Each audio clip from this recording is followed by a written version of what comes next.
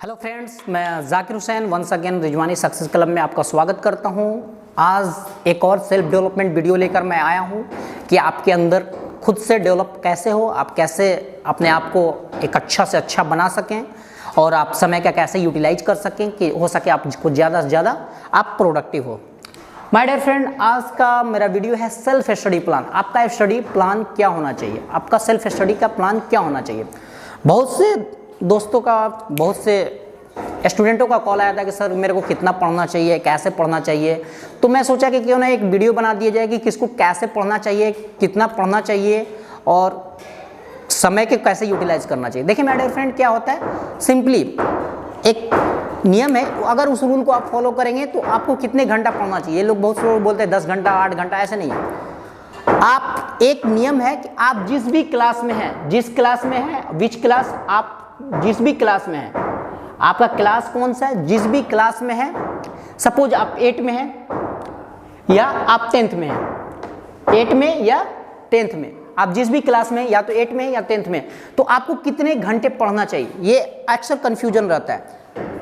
एक नॉर्मल नियम है, एक रूल है, जो उसको आपको फॉलो करेंगे तो आप अच्छा से ये कर पाएंगे। देखिए 8 आप डिवाइडेड बाई 2 कीजिए, कितना आ रहा है, मिनिमम आपको 4 आवर्स। अगर आप एक क्लास 8 में हैं तो आपको 4 आवर्स पढ़ना ही पढ़ना चाहिए, सेल्फ स्टडी करना चाहिए। अगर आप 10th में हैं तो 10 डिवाइडेड बाई 2, आपको 5 आवर्स मिनिमम आपको सेल्फ स्टडी करना ही करना चाहिए। अगर आप चाहते हैं कि मैं बहुत अच्छा कर सकूं, अगर आप चाहते हैं कि मैं टॉप कर सकूं, तो आपको ये फॉर्मूला आपको कंसिस्टेंटली 4 आवर्स 5 आवर्स का मेंटेन करना पड़ेगा। अगर आपकी क्लास ज़्यादा है तो उसको ज़्यादा और ये कर सकते हैं, ठीक है। अब माय डियर फ्रेंड, आपका आ गया, सपोज आप क्लास 8 में हैं, 8 डिवाइडेड बाई 2 किया मैंने, आपका सेल्फ स्टडी प्लान कितना हो गया, 4 आवर्स का आपका स्टडी प्लान है, यानी आप 4 आवर्स आप स्टडी करेंगे। अब 4 आवर्स ये तो पक्का चला गया कि मेरे को चाहे कुछ भी हो जाए, मेरे को 4 आवर्स 6 डेज, एक दिन में आपको यूटिलाइज करता हूँ, 6 डेज या 5 डेज आपको कम से कम 4 आवर्स पढ़ना है। एक आध दिन आपका एक्सेप्शन होता है, एक आध दिन आप इंजॉय कर सकते हैं, अपना लाइफ जी सकते हैं, लेकिन 5 से 6 डेज आपको 4 आवर्स स्टडी करनी है।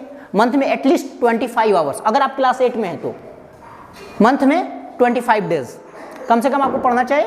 तो आपको इस तरह से आपका ड्यूरेशन जो होगा वो पूरा हो जाएगा।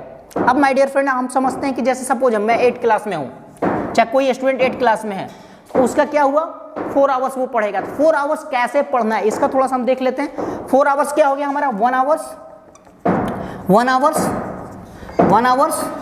And 1 hours.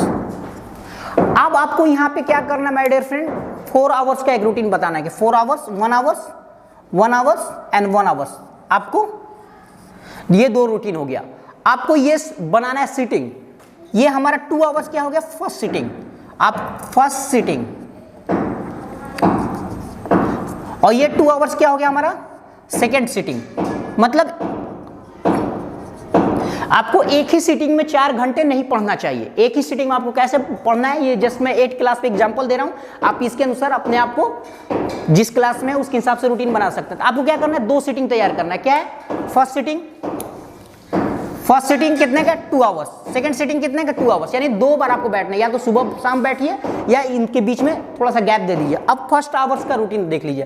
फर्स्ट आवर्स में आपको कितना पढ़ना है, 1 आवर्स। एक चीज माय डियर फ्रेंड कर लेना, कभी भी सब्जेक्ट जो लेना तो 1 आवर्स के बीच में कोई भी सब्जेक्ट आपको चेंज नहीं करना है। अगर साइंस पढ़ रहे हैं तो आप 1 घंटा साइंस ही पढ़ेंगे। अगर आप सोशल साइंस पढ़ रहे हैं तो केवल 1 घंटा सोशल साइंस ही पढ़ेंगे। अगर मैथ बना रहे हैं तो केवल 1 घंटा आप मैथ ही बनाएंगे। अगर जीके पढ़ रहे हैं तो केवल 1 घंटा आप जीके ही पढ़ेंगे। अगर यूट्यूब पर वीडियो देख रहे हैं तो केवल 1 घंटा आप यूट्यूब पे वीडियो ही देखेंगे, इसके बीच में चेंज नहीं करेंगे। नहीं तो माइंड आप जितना चेंज करेंगे उतना ज्यादा माइंड का आपका डिस्ट्रैक्शन होगा, कंसंट्रेशन आपका फेल होगा।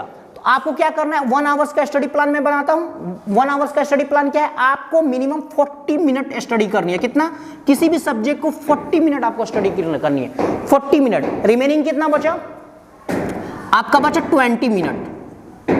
40 मिनट क्या है, आपको बुक लेना है, बुक से या मैथ बना रहे बुक से स्टडी करना 40 मिनट तक। 40 मिनट विदाउट ब्रेक आपको स्टडी करनी है। अगर बीच में कोई इमरजेंसी नहीं हो तो 40 मिनट विदाउट ब्रेक आपको स्टडी करना है। बच गया हमारे पास 20 minute my dear friend. 20 minute में को कैसे यूटिलाइज करें, आपने 1, ठीक है, 40 मिनट मतलब 75% आपने टाइम यूटिलाइज कर लिया। अब बच गया आपके पास 25% टाइमिंग। ठीक है, 20 मिनट। तो आपको क्या करना है, 40 मिनट आपने स्टडी किया, जो भी स्टडी किया उसको 10 to 15 मिनट क्या करना है, 10 to 15 मिनट आपको अपने माइंड में उसको रिकॉल करना है, अपने माइंड में रिकॉल करना है, आपका माइंड में रिकॉल करना है। शांत बैठ जाना, आपको ब्रीथिंग एक्सरसाइज करनी है। ब्रीथिंग एक्सरसाइज मैं बताया हूं कि कैसे आपको कोई भी प्रोडक्टिव काम करने से पहले कैसे ब्रीथिंग एक्सरसाइज करते हैं, कैसे माइंड को शांत करते हैं, कैसे माइंड का फोकस करते हैं, वो आपका वीडियो सेल्फ डेवलपमेंट में दिया हुआ है। तो आपको क्या करना है, 10 से 15 मिनट रिकॉल करना है। सपोज कोई भी चैप्टर आपने पढ़ा, कोई भी साइंस पढ़ा, ज्योग्राफी पढ़ा, उसको माइंड में बुक बंद कर देनी है। बुक को क्या करना है, ऐसे जो भी आपका पास बुक है, बुक को ऐसे लेके आप सपोज अब जो कोई भी टॉपिक पढ़ा उसको बुक को बंद कर देना है, आपको एकदम शांत होकर बैठ जाना। शांत होकर बैठने के बाद क्या करना है, आपको माइंड में सोचना है, माइंड में रिकॉल करना है कि मैंने फ्रॉम स्टार्टिंग से लेके 40 मिनट तक क्या क्या पढ़ा। कोई चीज स्किप होती है तो स्किप होने दीजिए, उसका टेंशन, उसके 10 से 15 मिनट आपको बुक नहीं खोलना है, उसके बाद आप खोल सकते हैं। तो हाँ, मैंने ये टॉपिक पढ़ा, मैंने न्यूटन थर्ड लॉ पढ़ा, न्यूटन सेकंड लॉ पढ़ा, उसके बाद मैंने F बराबर m में पढ़ा, F बराबर m में F फोर्स पढ़ा, मास पढ़ा, एक्सेलरेशन पढ़ा, फोर्स क्या होता है ये पढ़ा, मास क्या पढ़ता है। अपने ओन लैंग्वेज में जब भी आप ट्रांसफॉर्म करेंगे, जब भी थॉट को आप चेंज करेंगे, अपने ओन लैंग्वेज में, बुक इस लैंग्वेज नहीं होना चाहिए। ये नहीं कि बुक का जो लैंग्वेज है उसी लैंग्वेज में आप कन्वर्ट कर रहे हैं। बेसिकली आपको माइंड मैप तैयार करना है। बेसिकली क्या करना है, आपको माइंड मैप तैयार करना, अपने दिमाग में एक मैप तैयार करना है कि मैंने क्या क्या पढ़ा, वो माइंड में तैयार हो जाएगा। कितना करना है आपको, 10 से 15 मिनट। 10 से 15 मिनट जब भी आप करेंगे तो सारी चीजें जो आपने 40 मिनट में पढ़ा वो आपके दिमाग में आ जाएगी। उसके बाद क्या करना है, आपका बच गया 5 से 7 मिनट। इस दौरान आपको कुछ नहीं करना है, आपको रिलैक्स करना है। पानी पीजिए, म्यूजिक सुनिए, चाहे वॉकिंग कर सकता है इस दौरान। तो ये आपका 1 घंटे का प्लान है। 40 मिनट आपको स्टडी करना है, 10 से 15 मिनट आपको 15 मिनट क्या करना है, 15 मिनट तक आपको रिकॉल करना है माइंड में, उसको रिपीट करना है, या आप उसको एक्टिव स्टडी भी कर सकते हैं। अगले में मैं बताऊंगा कि एक्टिव स्टडी कैसे क्या होता है। उसके बाद आपको क्या करना है, 5 मिनट आपको एकदम शांत रहना है, रेस्ट करना है, म्यूजिक सुनना है, नहीं तो आप पानी पी सकते हैं, वॉकिंग कर सकते हैं। उसके बाद 5 मिनट के बाद सेकेंड आवर्स का फिर आप सेम फॉर्मूला फॉलो करना है, सेकेंड आवर्स। ये आपका फर्स्ट सिटिंग का हो गया। फर्स्ट सिटिंग आपने ये फॉर्मूले पे किया। अब यहाँ पे चाहे तो आप सब्जेक्ट चेंज कर सकते हैं। अगर आपने साइंस पढ़ा तो यहाँ पे आप सोशल साइंस ले सकते हैं, अगर आपने इंग्लिश पढ़ा है तो आप यहाँ पे आप मैथ ले सकते हैं उस दौरान, लेकिन चेंज आपको नहीं करना है।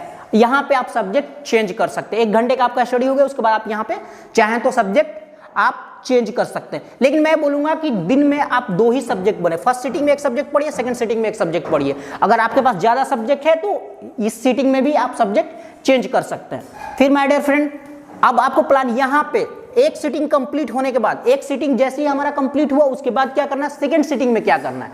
सेकंड सीटिंग में आपको करना क्या है, सेकंड सीटिंग में ये सेम रूटीन, इसके बीच में कम से कम 30 मिनट गैप होना चाहिए, या तो मिनिमम 30 मिनट से 40 मिनट आपको गैप होना चाहिए। उसके बाद ही आप सेकंड सेटिंग स्टार्ट करना, अगर एक साथ आप पढ़ने का इरादा है तो। अगर आप नहीं तो अगर सुबह में पढ़ा है तो आप शाम में पढ़ सकते हैं, दोपहर में पढ़ा है तो शाम में पढ़ सकते हैं, मॉर्निंग में पढ़ा है तो आफ्टरनून में पढ़ सकते हैं, नहीं तो नाइट में पढ़ सकते हैं। तो सेकंड सेटिंग का भी फॉर्मूला आपको यही है कि 40 मिनट आपको स्टडी होगा और 20 मिनट जो बच जाएगा उसमें 10 से 15 मिनट आपका रिकॉल होगा। Recall in mind, recall in mind मतलब आप माइंड में रिकॉल करेंगे, ठीक है।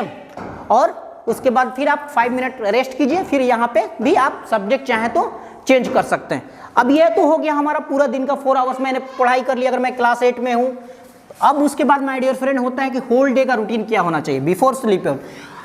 आपको एक पता है कि एक चीज आप हमेशा ध्यान रखिए कि आपके कॉन्शियस माइंड से ज्यादा सबकॉन्शियस माइंड एक्टिवेट होता है। मतलब दिन भर जो आपके करते हैं, दिन भर जो भी एक्टिविटी किया वो आपके माइंड में चलता रहता है। तो my dear friend before sleeping क्या करना है, जस्ट सोने से पहले तो सोने से पहले 10 से 15 मिनट, 20 मिनट, 25 मिनट आप मोबाइल साइड कर दीजिए, बहुत जरूरी है। नहीं तो आप हमेशा डिस्ट्रैक्शन में रहेंगे, आपका हमेशा माइंड इधर उधर डाइवर्ट होता रहेगा।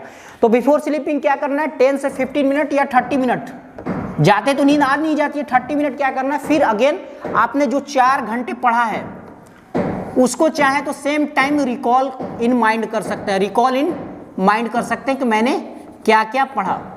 बस सिंपली क्या पढ़ा, मेन टॉपिक, ये नहीं कि आप पूरा line by line, main topic, मैंने इस टॉपिक को पढ़ाई किया, मैंने इस टॉपिक को पढ़ाई किया, मैंने इस टॉपिक को पढ़ाई किया, इस टॉपिक में ये था, इस टॉपिक में ये था। अपने ओन लैंग्वेज में आप चाहें तो 30 मिनट या 15 to 20 minute before sleeping relax होके आप उसके बाद आप सो जाइए। आपके माइंड में दिन रात भर वही चलता रहेगा, तो आप तो जब जग रहे हैं तो पढ़ ही रहे हैं, आप सोने के बाद भी आपके माइंड में वही चीज चल रही है। तो माय डियर फ्रेंड, कहीं ना कहीं आप बहुत ज्यादा प्रोडक्टिव हो जाएंगे। बस केवल इसको सेल्फ स्टडी प्लान को फॉलो कीजिए।